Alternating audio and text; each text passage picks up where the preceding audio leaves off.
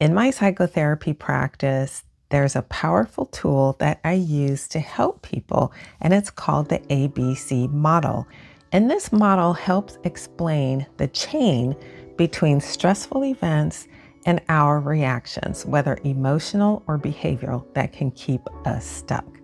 So in this video, I will walk you through the model and teach you exactly how it works and how you can learn to use it to respond more calmly, clearly, and intentionally. So what is the ABC model? This model was developed by Dr. Albert Ellis. He's the founder of Rational Emotive Behavior Therapy, or REBT. And this form of therapy falls into the broader category of cognitive behavioral therapies, or CBT. And what Dr. Ellis proposed in this ABC model is that it's not necessarily the event itself that upsets us, but it's the beliefs that we have or the interpretations that we have about the event. So A, what does A stand for? A is the activating event. B represents our beliefs or interpretations about that event. And C represents the consequences, both the emotional and behavioral consequences. Now, most people, when something happens, focus only on the response. So an event happens and we know how we feel about it, or we know how we react to it, but we don't often pay attention to the B, or what our beliefs are about that event, or how we've interpreted that event. And Albert Ellis believed that it was the B that was the most important. So let's take a look at an example. Suppose you are at work and you are preparing for a big meeting that's going to happen tomorrow. As you're preparing, you have a question. So you shoot your manager an email to try to get some input to help you prepare for this big meeting. And then your manager never responds. The whole rest of the day, silence. You don't hear anything from your manager. So the next day, when you walk into this big meeting, then how do you feel? You probably feel very anxious, and maybe you're overthinking things, you're doubting yourself, and then maybe you avoid speaking up in the meeting because you're feeling so unsure and so anxious. So if we look at A, it's the fact that we didn't receive an email back from the manager, from our boss. And then if we think of C are the consequences. We end up being in that meeting and maybe not performing so well because we're feeling anxious, we're feeling unsure, and we avoid speaking up. But what we're forgetting about is the B. So what are the possible interpretations of the fact that our manager didn't return the message? So maybe one of the things you told yourself was, oh no, my boss is mad at me.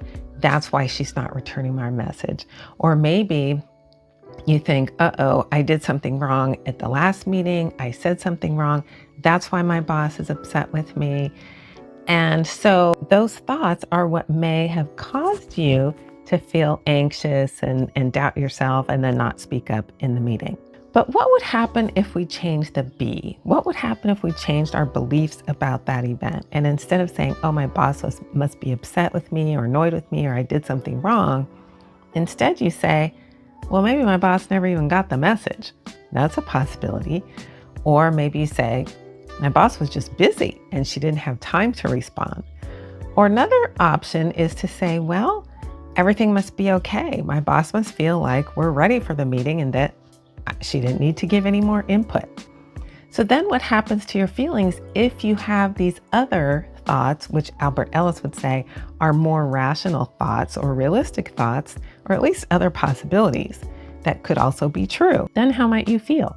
You're probably going to feel at least more calm and confident as you walk into the meeting. Or what's another way that you could react with your behavior?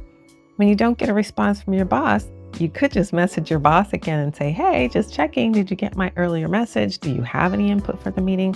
Or maybe you try to get there early and catch your boss before the meeting and ask those same questions. Hey, did you get my message? Anything else that we need to go over before the meeting? And if you think about these alternative things, notice that your feelings, the C, the consequences could be different. Your feelings about it would be different, and the way you respond or react is going to be different. So why is all of this important? Understanding the ABC model and that connection between activating events, beliefs about the event, and the consequences, both emotional and behavioral, can help put you back in control. Understanding this model gives you some specific tools and specific strategies for how to identify those thoughts and then replace them with more positive thoughts. So then you have more positive emotional and behavioral consequences. So here's a 3-step model that you can use to put all of this into action. Step 1 is to notice the activating event. So if something happens that upsets you, just pause and ask yourself, what is it that just happened? And then focus on B and ask yourself about the beliefs. What are my thoughts about this event? And then go to C. Okay, now how am I currently feeling? How am I reacting? What do I want to do in response? Or what do I feel like doing in response to this event? And then what you can do is you can go back to the B and you can focus on changing those beliefs. You can ask yourself some questions. Are the thoughts I'm having about this event, are they realistic? Are they rational? Are they true? Are they helpful?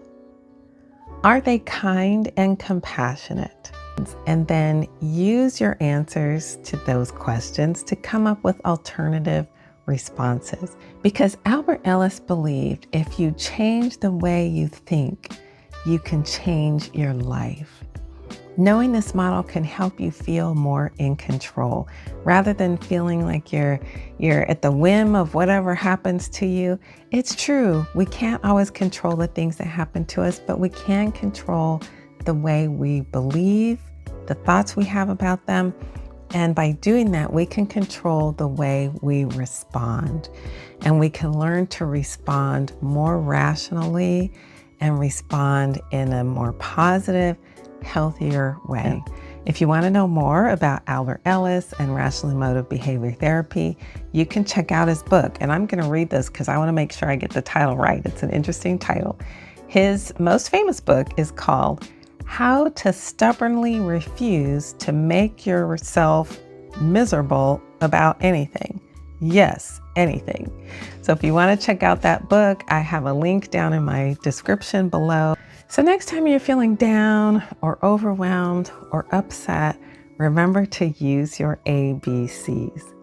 If you found something helpful or insightful in this video or it sparked your curiosity, be sure to give it a thumbs up and subscribe to my channel so you can get more psychologically based information about how to improve your mental health and how to live your life more intentionally and with more purpose. And in the comments, share with us, what's one belief that you challenged recently? Go ahead and put that in there and share that with us. Thanks so much for watching, and I'll see you in the next video.